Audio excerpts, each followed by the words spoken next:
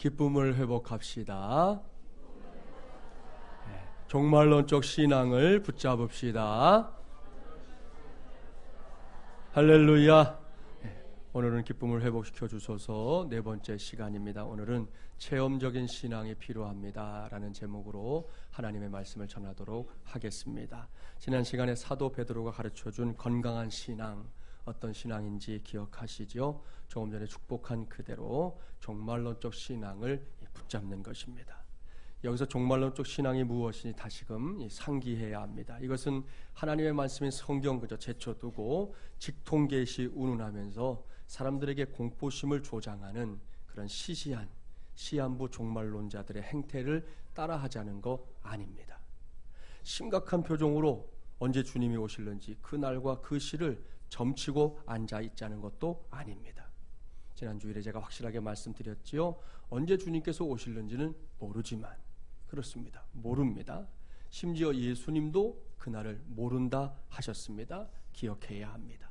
그렇게 모르지만 그럼에도 불구하고 그날이 반드시 올 것을 확실하게 믿고 매일매일을, 그러니까 이 오늘이라는 시간을 축복으로 알고 그 하루하루에 최선을 다하는 신앙, 이것이 제가 말씀드린 종말론적 신앙입니다. 그렇습니다. 꼭 기억하십시오. 오늘이 축복입니다. 지금 이 시간이 우리에게는 축복이라는 말씀입니다. 이러한 사실을 확실하게 믿게 되고 알게 될 때 저도 여러분도 기쁨을 회복할 수 있는 길을 찾게 될 겁니다. 그러니까 2015년도 네 번째 주일인 오늘도 그 축복을 꼭 받아 누리는 우리 마중물이라는 가족들이 되기를 주님의 이름으로 간절히 축원합니다. 오늘은 사도 베드로가 가르쳐주는 두 번째 건강한 신앙, 우리가 기쁨을 회복할 수 있는 신앙에 대해 살펴보려고 합니다. 그것은 말씀의 제목에서 언급한 대로 우리의 주님이신 예수 그리스도에 대한 체험적인 신앙입니다. 오늘의 본문인 16절부터 18절까지의 말씀이 이를 설명하고 있는 말씀인데요. 먼저 16절 말씀을 함께 봉독해 볼까요? 16절입니다. 우리 주 예수 그리스도의 능력과 강림하심을 너희에게 알게 한 것이 교묘히 만든 이야기를 따른 것이 아니요 우리는 그의 크신 위엄을 친히 본 자라. 아멘. 사랑하는 마중물이란 가족 여러분, 우리는 우선 여기서 당시의 교회를 어지럽게 만들고 있었던 잘못된 가르침의 내용을 확인할 수 있습니다. 2000년 전의 일이지만 그런 일이 그때도 있었다는 거예요. 그것은 예수님의 십자가와 이 부활 그리고 승천과 재림에 관한 복음의 가르침을 놓고 이 모든 것이 다 이 사람들의 머리로 만들어진 이야기에 불과하다는, 스토리에 불과하다는 주장을 하는 사람들이 있었다는 거예요. 본문에서 교묘히 만든 이야기라고 번역된 말이 바로 그런 뜻입니다. 여기서 교묘히 만든이라는 말은 이 세소피스 메노이스라는 헬라어 단어인데요. 이것은 예술적으로 짜낸 혹은 이렇게 재미있게 꾸며낸 내용, 이런 뜻입니다. 그러니까 실제로 일어난 일 아니다. 사람의 손에 의해 쓰여진 시나리오, 이 연극의 각본에 해당되는 어떤 것이다 하는 그런 의미예요. 그리고 이야기는 위도스라고 하는데요. 이것은 신화를 가리킵니다. 그렇다면 베드로가 교묘하게 만든 이야기라고 말하고 있는 것이 무엇인지 짐작이 가시죠? 이것은 당시에 성행했던 이 신화적인 이야기들을 가리킵니다. 예를 들어 신들이 하늘에서 인간 세상으로 내려와서는 여러 가지 일을 했다고 하는 그런 내용의 신화 말입니다. 우리가 잘 아는 그리스, 로마 신화, 다 여기에 해당되는 것들이지요. 저녁에 밤하늘에 이렇게 뜨는 별 아시잖아요. 계절마다 이 밤하늘에 나타나는 별자리가 달라진다는 것도 아시죠? 봄, 여름, 가을, 겨울이 다 제각기인데요. 이제 곧 다가올 봄, 이 봄의 별자리 중에서 변광성 스피카를 가진 처녀자리라는 별자리가 있습니다. 저렇게 생겼어요. 혹 이 별자리에 얽힌 신화를 알고 있으신가요? 지옥에 계신 하데스가 대지의 여신 이 데메테르의 딸 페르세포네라고 하는 이 딸을 보고는 첫눈에 반해버렸어요. 하데스는 그녀를 자신의 아내로 맞이하기 위해 황금마차에 태워가지고 지하세계로 데려갔습니다. 그러한 사실을 알게 된 데메테르는 최고의 신인 제우스를 찾아가서 딸을 데려올 수 있게 좀 도와달라고 간청을 합니다. 그러자 제우스는 지옥의 음식을 먹지 말아야만 이 페르세포네가 다시 대지 위로 돌아올 수 있다고 말합니다. 하데스가 모를 리가 없잖아요. 하데스는 이 페르세포네를 유혹해서 지옥의 석류를 먹게 합니다. 결국 이 페르세포네는 영영 대지위로 돌아올 수 없는 신세가 된 것이지요. 데메테르는 딸의 형편이 너무나 가여웠어요. 그래서 제우스를 다시 찾아가서 눈물로 간청합니다. 그 부탁을 거절하지 못한 제우스가 중재에 나서서 이 페르세포네를 1년 중에서 3개월 동안은 하데스의 아내로 지하세계의 왕비로 살게 하고 나머지 딸은 지상에서 보낼 수 있게 해 주었다는 겁니다. 이렇게 해서 세상에 일어난 변화가 뭐냐? 딸을 볼 수 없게 된 3개월 동안은 대지의 여신인 데메테르가 그냥 실망해가지고 마음의 상처를 가지고 있기 때문에 아무것도 안 하는 거예요. 가만히 있는 거예요. 그 결과로 땅의 생기가 사라지고 척박하게 되는데 이 시기가 어느 때일까요? 봄, 여름, 가을, 겨울. 언제겠어요? 겨울이죠, 겨울. 그렇게 겨울이 지나고 나면 데메테르가 다시 딸을 만날 수 있는 달이 시작되잖아요. 그때가 되면 이제 엄마가 딸을 만나게 되니까 또 너무 기뻐가지고 그때부터는 땅을 열심히 돌아본다는 거예요. 그래서 땅이 다시금 생기가 돌고 땅 위에 나무들이 되살아나고 새싹이 싱그러워지고 초록잎을 피우는 봄이 오게 된다는 것이죠. 이것이 처녀자리에 얽혀있는 전설 따라 삼천리 같은 신화입니다. 사실 이러한 유형의 신화들은 너무 많지요. 그런데 초대교회 안에 예수님에 관한 복음의 가르침을 이러한 신화들과 별다를 게 없다고 생각하는 사람들이 있었다는 것이죠. 이렇게 잘못된 가르침은 초대교회 시대로부터 오늘날에 이르기까지 계속되고 있습니다. 현대신학의 거장으로 꼽히는 루돌프 불트만이라는 독일의 신학자가 대표적인 사람이에요. 이 사람은 성경에 나오는 이 많은 사건들을 가리켜 그 당시 사람들을 이해시키기 위한 신화라고 주장하는 신학자입니다. 신학자인데도 그런 말을 해요. 따라서 현대인들의 관점에서 성경을 제대로 이해시키려고 하면 그 신화적인 옷들을 다 벗겨내야 한다는 것입니다. 그래야만 현대인들이 성경이 말하고자 하는 본래의 뜻을 알 수 있다. 그렇게 주장합니다. 어찌 보면 매우 합리적인 주장인 것 같지요? 그러나 기억하십시오. 하나님의 말씀인 성경은 이러한 모든 시도들이 다 불신앙적인 것이다 라고 말씀합니다. 본문에서 사도 베드로 역시 그와 같은 어리석은 가르침들을 철저히 배격하고 있는데요. 그러한 베드로가 담대하게 무엇보다 확신을 가지고 증거하는 위대한 사실이 있습니다. 우리는 그의 크신 위엄을 친히 본 자라 그랬습니다. 사랑하는 여러분, 여기서부터 우리는 사도 베드로의 신앙, 오늘 우리가 살피려고 하는 체험적인 신앙을 확인할 수 있습니다. 그렇습니다. 베드로가 지금 하고 있는 일, 이 말씀을 쓰는 일의 성격을 제대로 규명해야 합니다. 그는 책상머리에 앉아서 이렇게 저렇게 꾸며낸 이야기를 늘어놓고 있는 것이 아닙니다. 잠깐의 명성을 얻기 위해서, 사람들의 마음을 끌기 위해서 감언 이설로 뭔가를 포장하거나 만들고 있는 것은 더더욱 아닙니다. 사도 베드로의 확신에 찬 고백을 보십시오. 베드로가 뭘 말하고 있습니까? 그는 보았다고 말하고 있습니다. 친히 보았습니다. 누군가의 도움을 받았다거나 어떤 수단을 통해 본 것이 아니라 직접 보았다는 것입니다. 그렇습니다. 예수 그리스도 우리 주님의 그 놀라운 역사와 그 위대한 영광을 사도 베드로는 친히 보았습니다. 여기서 우리는 본다라는 것이 얼마나 중요한 것인지를 알아야 합니다.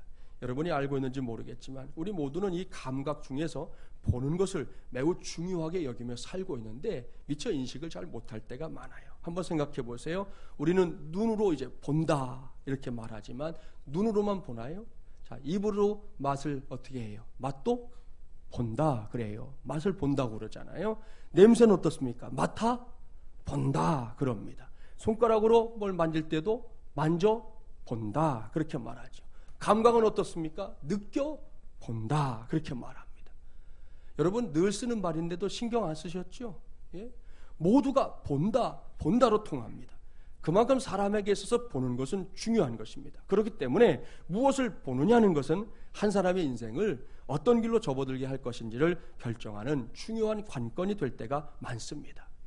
모 대학 교수인 영문학자가 이 눈에 관한 책을 출간했어요. 인간의 눈을 통해 인식과 이 사유의 역사를 밝히고자 쓴 책인데요.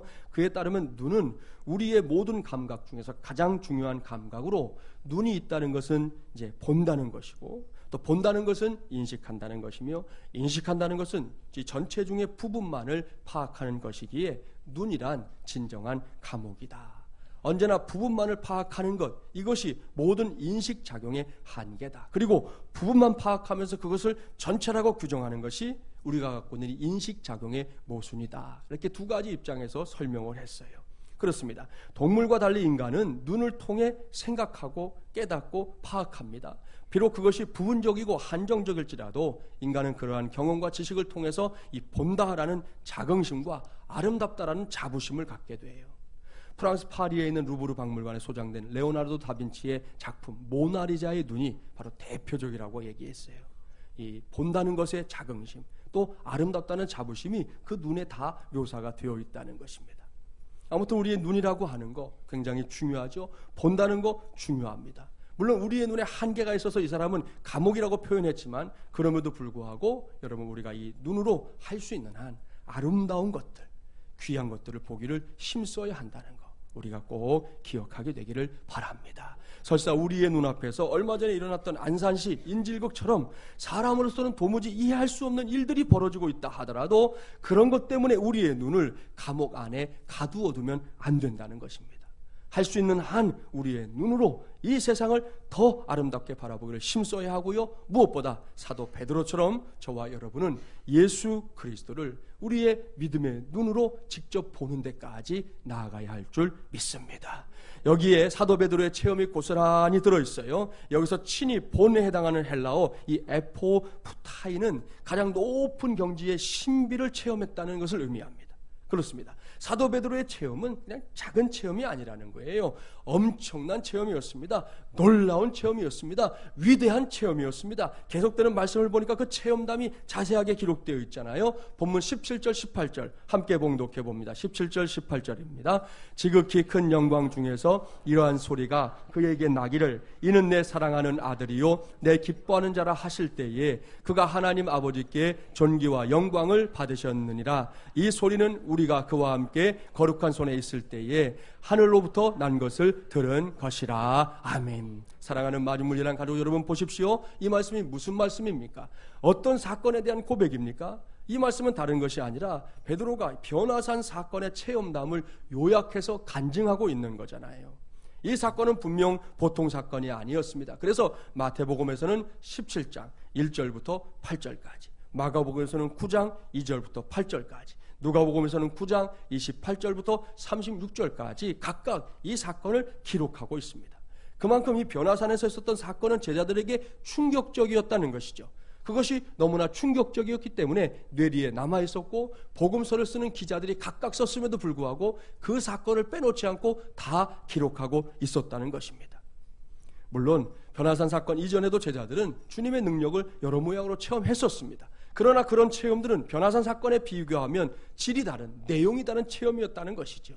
직접 그 현장으로 우리도 가볼까요? 성경의 기록 순서에 따라 복음서 가운데 제일 먼저 기록된 마가복음 9장으로 한번 가보겠습니다. 68쪽입니다. 마가복음 9장 2절부터 8절까지의 말씀을 저와 여러분이 한 절씩 교독해 보겠습니다. 마가복음 9장 2절부터 8절까지의 말씀 한번 찾아보세요. 2절 말씀을 제가 먼저 봉독합니다. 엿새 후에 예수께서 베드로와 야고보와 요한을 데리시고 따로 높은 산에 올라가셨더니 그들 앞에서 변형되사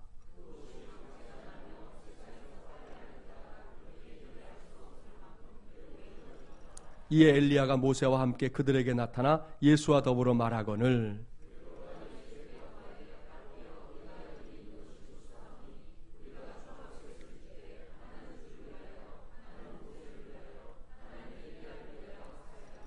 이는 그들이 몹시 무서워하므로 그가 무슨 말을 할지 알지 못함이더라.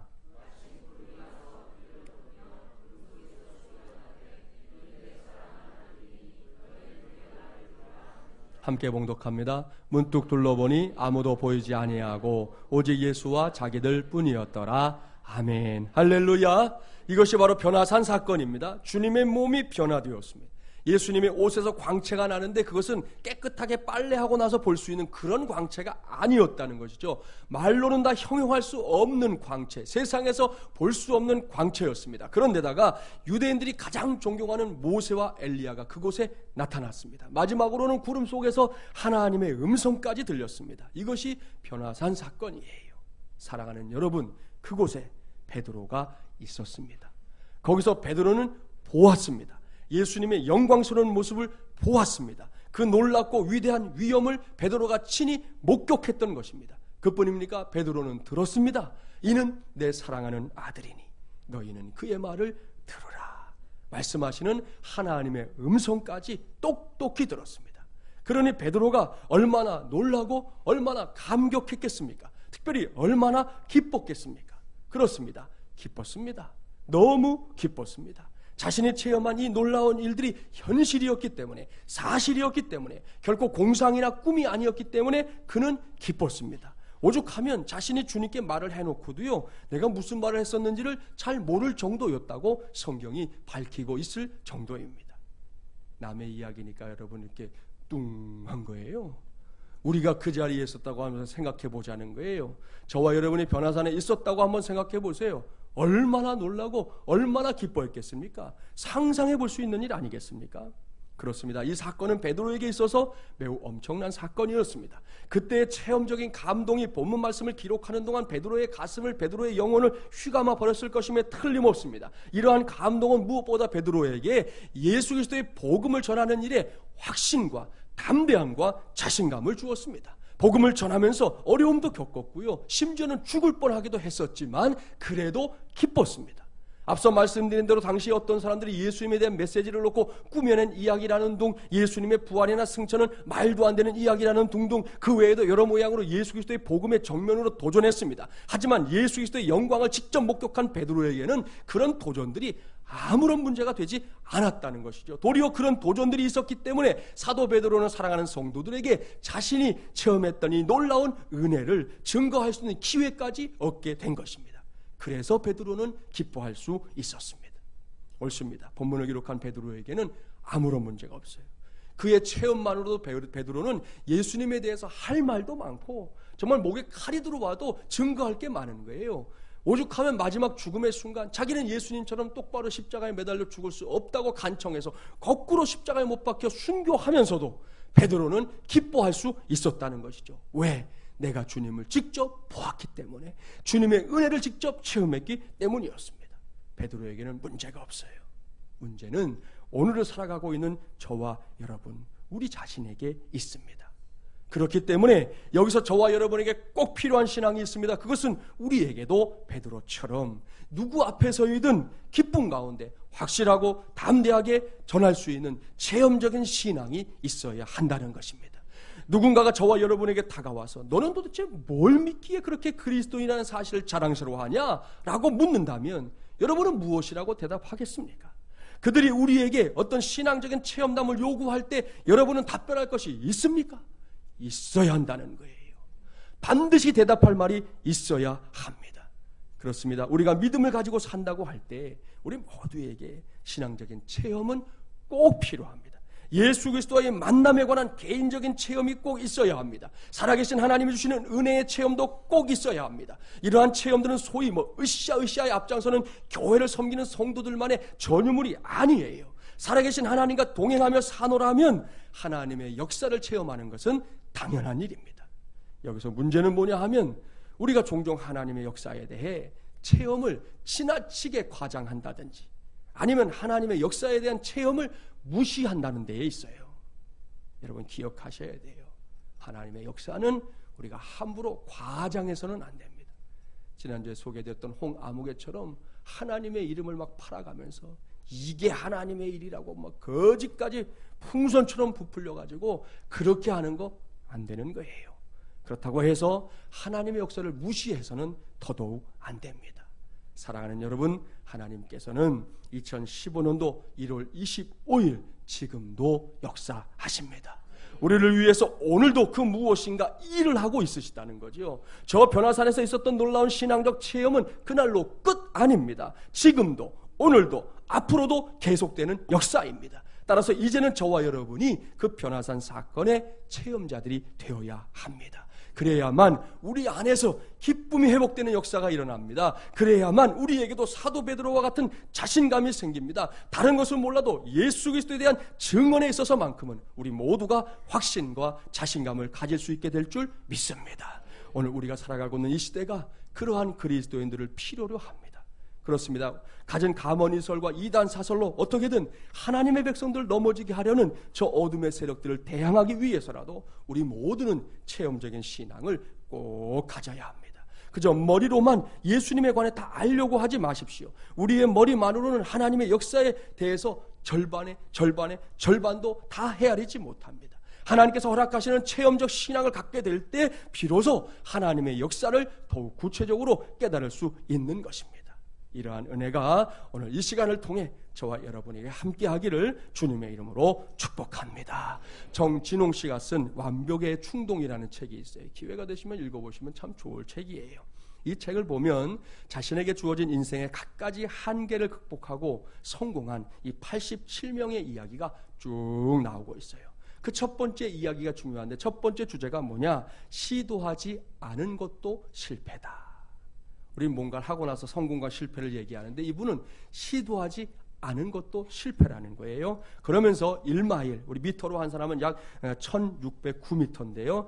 1마일을 최초로 4분 안에 돌파한 로저 베니스터의 이야기를 소개하고 있습니다. 저 사람이 로저 베니스터인데 반세기 전만 해도 1마일, 이 1609m를 4분 안에 돌파한다는 것은 불가능한 일로 여겨졌다는 거예요. 당시의 통념으로는 1마일을 4분 안에 달리면 결국에는 인간의 폐와 심장이 파열될 것이라고 생각했었습니다. 이러한 사실은 인간이 결코 넘을 수 없는 거대한 육체적, 정신적, 심리적인 장벽이 되었죠. 그런데 이러한 통념을 깨기 위해 영국의 아마추어 육상 선수였던 이 로저 베니스터가 그 한계에 도전했습니다. 그는 1952년 헬싱키 올림픽 육상 1500m의 유력한 우승 후보였지만 실제 경기에서는 사람들의 기대에 못 미치는 4위에 머물렀습니다. 그는 올림픽에서의 패배를 만회하기 위해 1마일을 4분 안에 뛰는 것을 선택했습니다. 마침내 1954년 5월 6일 로저 베니스터는 죽기를 각오하고 달렸습니다. 드디어 1마일을 3분 59초 4로 주파했습니다. 모두가 놀랐습니다. 인간의 능력으로는 도저히 할 수 없다고 여겨졌던 이 마의 벽이 와르르 무너졌기 때문이지요. 이것만도 놀라운 일인데 그 다음에는요 더 놀라운 일들이 이어졌어요. 이렇게 로저 베니스터가 4분의 벽을 깨고 난 다음에 어떤 일이 일어났느냐? 잇따라 다른 선수들도 차례차례 4분이라는 마의 벽을 돌파하기 시작한 겁니다. 그러더니 고작 2년 만에 몇 명이 이 기록을 깼을까요? 300명의 선수들이 2년 만에 이 기록을 다 깨버렸습니다. 놀라운 사실이에요. 여기서 우리가 주목해야 할 것이 있습니다. 1954년부터 인간이 갑자기 빨라졌을까요? 아니죠. 그렇다면 인간의 달리기 능력이 갑자기 개선된 겁니까? 그것도 아닙니다. 이 사건을 놓고 사람들은 여기서 가장 중요한 것은 인간이 1마일을 4분 안에 달릴 수 없다는 그 심리적인 장벽이 무너진 것이라고 말합니다. 그렇습니다. 옳아요. 힘겨운 일을 극복하고 성공하려면 반드시 이 심리적 장벽부터 넘어서야 하지 않습니까? 마음 깊이 자리 잡고 있는 안 된다, 할 수 없다라는 심리적 장벽을 넘지 않고는 그 어떤 일도 시작할 수 없는 것이죠. 이것은 나무를 심지 않으면 열매가 없는 것과 똑같은 이치입니다. 그런데 오늘은 그것만 생각하면 안 돼요. 여기서 제가 오늘 강조하고 싶은 강조점은 이 로저 베니스터의 일을 통해 이걸 이렇게 보자는 것이죠. 어떤 체험을 한다는 것이 정말 중요한 것이구나. 그런 관점에서 이 사람의 일을 보자는 것입니다. 로저 베니스터라는 한 사람이 먼저 마의 벽인 4분의 벽을 깨뜨리는 체험을 했지 않습니까? 그러니 그 후에 로저는 이 일과 관련해서 얼마나 분명한 확신을 가졌겠습니까? 그때는 혼자만 돌파했기 때문에 아직도 다른 곳에서는 사람들이 얘기하는 거예요. 1마일을 4분 안에 넘는 건 그건 불가능해. 그거는 했다가는 사람이 죽어나가는 거야. 안 돼. 그렇게 말할 때 로저 베니스터는 그 자리에 가서 할 말이 있는 거예요. 무슨 소리냐? 할 수 있다. 당신이 어떻게 하냐? 내가 했다. 그렇게 말할 수 있는 사람이 됐다는 것이죠. 그리고 그런 체험의 고백들이 로저 베니스터를 통해서 다른 사람들에게 나눠지다 보니까 이 사람도 그걸 돌파하고 저 사람도 그걸 돌파하고 이 사람도 그걸 체험하고 저 사람도 그것을 체험하는 일들이 계속해서 이어지게 되었다는 것입니다. 이렇듯 세상에서도 그리고 믿음 안에서도 사람들이 뭔가를 체험한다는 것은 매우 중요한 일입니다. 특별히 믿음 안에서의 체험은 어떤 상황에서라도 하나님의 살아계심을 확실하게 인정할 수밖에 없게 하는 큰 믿음을 갖게 되는 축복의 통로입니다. 어디 그뿐입니까? 그 큰 믿음을 통해 저와 여러분 안에서 우리의 영혼 속에서 잃어버렸던 기쁨까지 회복시키는 위대한 은혜의 통로가 될 줄 믿습니다. 그렇습니다. 결코 잊지 마십시오. 체험만을 강조하는 신앙은 문제가 있어요. 저도 그것을 바람직하다고 생각하지 않아요. 앉으나 서나 체험만 말하는 신앙은 그건 잘못된 거예요. 하지만 체험적인 신앙은 베드로와 당시의 성도들만이 아니라 오늘을 살아가고 있는 저에게도 여러분에게도 반드시 있어야 할 건강한 신앙 가운데 하나인 줄 믿습니다. 오늘 주보 칼럼에도 써드렸지만 저는 이러한 체험적인 신앙의 중요성을 지난 며칠 동안 우리 교회 안에서 확인했고 목격했어요. 지난 목요일부터 어제까지 우리 교회의 청소년부 친구들이 교회 안에서 동계 수련회를 열었습니다.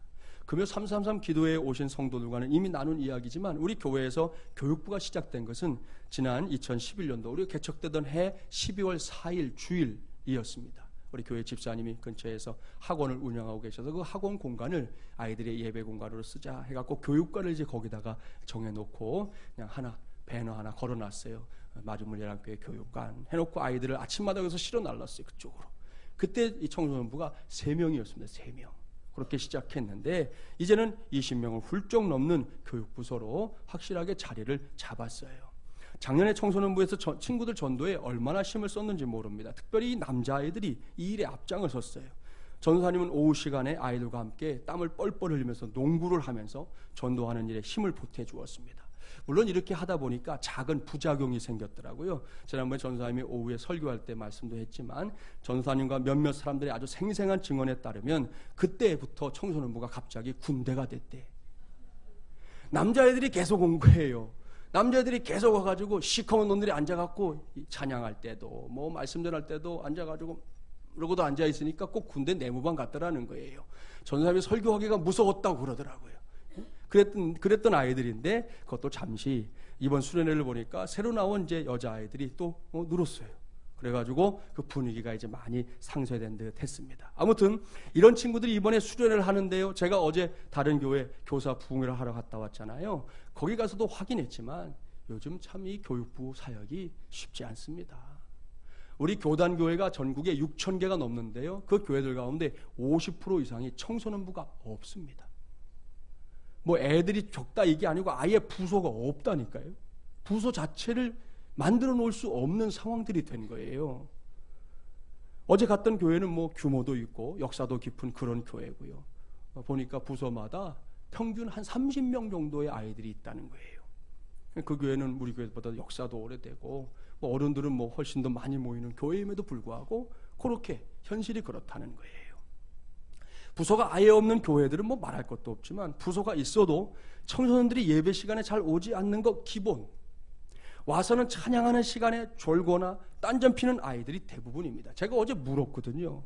여러분의 교회 청소년부 가운데 아이들이 찬양하는 시간에 찬양을 합니까? 그랬더니 선생님들이 안 하는 거예요. 아이들이. 성경 말씀 알고 있으신가요? 하나님께서 어디에 계신다고요? 시편 22편 3절은 정확하게 말씀합니다. 이스라엘의 찬송 중에 계시는 주여 주는 거룩하시니이다. 할렐루야. 그렇습니다. 하나님은 우리의 찬송 중에 계십니다. 그런데 그 찬송을 요즘 아이들이 부르지 않는다는 거예요. 전날 늦은 시간까지 게임이나 스마트폰에 빠져 있었던 아이들이 주일에 의무적으로 교회에 와서 앉아있기는 하지요. 가정의 평화를 위하여 부모가 보내니까 와 있기는 한데 그 피곤하고 힘든 몸으로 찬송을 하겠냐는 거예요. 찬송도 안 하는데 율동하겠어요? 네? 어림도 없어요. 어림도 없어요. 그런데요, 우리 아이들은 확실히 달랐다는 거예요. 금요 333 기도회 시간에 청소년부 찬양팀이 나와서 찬양을 인도했습니다. 그 시간에 뜨거운 체험 저만 했을까요? 아니요. 그 자리에 있었던 모든 성도들이 함께 나눈 은혜였습니다. 저하고 통화하면서 만나서 이야기하는 분들이 그날 아이들 때문에 경험했던 은혜들을 얘기하는 거예요. 이 녀석들이 앞에서 딱 찬송 인도 한 곡 딱 하더니 갑자기 딱 돌변했어요. 우리는 청소년부 찬양팀입니다. 여러분 앉아서 찬양하면 안 됩니다. 일어나시라는 거예요. 그래갖고 몽땅 다 일어났어요. 일어나라는데 어떻게 해요? 안 일어날 수 없고. 일어나갖고 찬양하는데 얘네들이 이제 율동을 한 곡만 한 것도 아니야. 한 4곡 정도 한 것 같아요. 갑자기 목사를 이렇게 만들지를 않나. 뭐 아시죠? 이거 했어요 우리가. 그거를 한참 하는데 앞에 있는 아이들도 열심히 하고 어른들이 오히려 어색했지 얘네들은 너무 자연스럽게 너무 신나게 하는 거예요. 특별히 제가 앞에 나와 있던 아이들 보다가 깜짝 놀란 거는 그중에 이제 남학생 녀석인데 녀석이 찬송을 하다가 정말 이 표정이 만들어진 표정도 아니고 흉내내는 것도 아니고 정말로 그 가사에 자기가 몰입하면서 자기도 모르게 손이 싹 올라가는 거예요. 눈을 지그시 감고 가사 하나하나 되뇌이면서 손이 자연스럽게 올라가면서 찬송을 하는데 그 모습을 보다 저 요 앞에 앉아 있었거든요. 정말 울컥했어요. 울컥했어요. 우리 아이들이 하나님의 은혜를 알아가는 그것 때문에 울컥했어요. 정말 놀라지 않을 수가 없었습니다. 사실 저는 그 전에 이 친구들이 교육관에서 자기들끼리 먼저 집회했거든요. 우리 9시 반에 모이니까 걔네들 7시부터 교육관에서 자기 집회가 있었어요. 그때 저는 이미 다 은혜 받았어요. 목양실에 앉아서 기도회 준비하고 있는데 목사가 아래층에 있는 걸 아는지 모르는지 뭐 난리가 났어요. 찬양할 때는 스탠딩 찬양을 한 것 같아요. 올라가 보니까 의자도 다 치워놓고 바닥에 그냥 서서들 하는 거잖아요. 천장이 막 들썩거리는 거예요. 아래 목사가 있는 거 생각도 안 하는 거지. 그냥 뛰어대는 거예요. 전산 설교가 끝나자 기도회가 열렸는데 저는 우리 교회 교육관 3층에서 그렇게 주여 주여 하는 기도 소리 처음 들었어요. 처음 들었어요. 한 번으로 끝나지 않았습니다. 제 기억으로는 거의 30분 정도를 찬양하고 기도하고 찬양하고 기도하고 찬양하고 기도하는 시간이 이어졌습니다. 그렇게 집회를 마치고 본당에 올라왔으니 얘네들이 목소리가 어떻겠어요? 다 갔어요. 목사님 이러는 거예요. 목이 다 가라앉았어요. 그런데 여기 와서 또 찬양하고 또 기도하고 또 하나님께 영광 돌리는 거예요. 그러니 어른들이 그 모습을 보면서 가만히 있을 수 있겠어요? 어른들도 함께 그들과 함께 찬양하고 그들과 함께 기도하는 것이 얼마나 행복한 밤이었는지 모릅니다. 아까 2부 예배 때 주로 중고등부 우리 선생님들이 예배 드리거든요. 만났어요. 한 분을. 어저께 아이들이 마지막 날 포천에 가서 스키 타고 왔거든요. 그런데 어제 중간에 왔다 갔다 하는 아이들과 선생님이 대화를 했다는 거예요. 뭘 대화했냐면 이번 수련회 어떤 순서가 제일 기억에 남니? 어떤 게 제일 좋았니? 그렇게 물었더니 아이들이 대부분이 다 그날 밤에 집회 때 기도했던 거, 집회 때 자기도 모르게 쏟아지는 눈물 가지고 기도했던 거, 그 시간이 가장 기억에 난다고. 너무 이번 수련회 좋았다고. 이번에 평이요 지금까지 수련회 중에 최고입니다. 가장 좋았다. 스스로들도 그러고 선생님들도 그러고 제가 보기도 그래. 최고의 수련회였습니다. 비록 교회에서 했지만 우리 아이들이 하나님의 은혜를 체험하는 놀라운 시간이 되었다는 것이죠. 보십시오. 하나님의 은혜를 체험하는 것은 이렇게 전염력이 있는 거예요. 나 혼자 체험하는 것으로 끝나지 않는다는 것이죠. 번져간다는 것입니다.